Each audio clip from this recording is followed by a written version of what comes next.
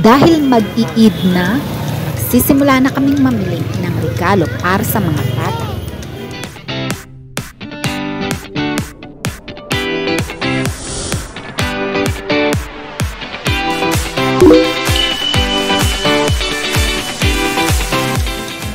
Ang Eid ay isang malaking okasyon para sa mga Muslim.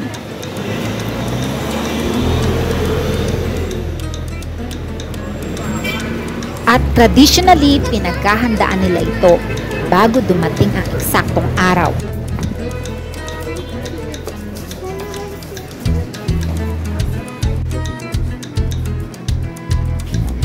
At kalimitan, mapapansin natin na busy ang mga department stores dahil nakaugalian na nilang bumili ng bagong damit at sapatos bago ang okasyon.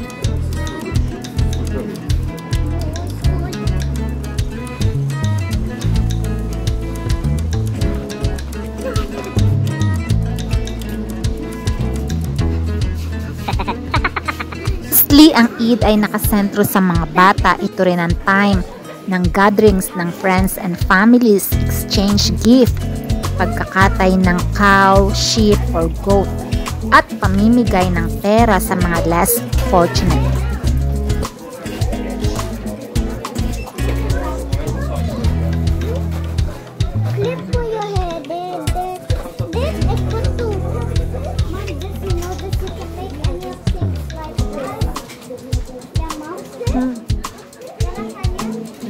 Expected din na maraming shops ang magsasara dahil sa espesyal na okasyon.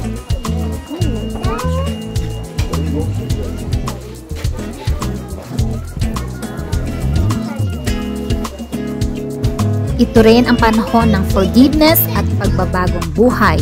Kaya mula dito sa Egypt, pula ang Turkey. Ang ibig sabihin, all your years will be fine.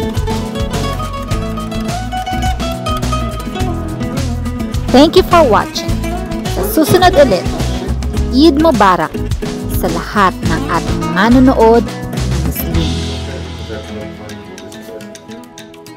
Thank you, Dad.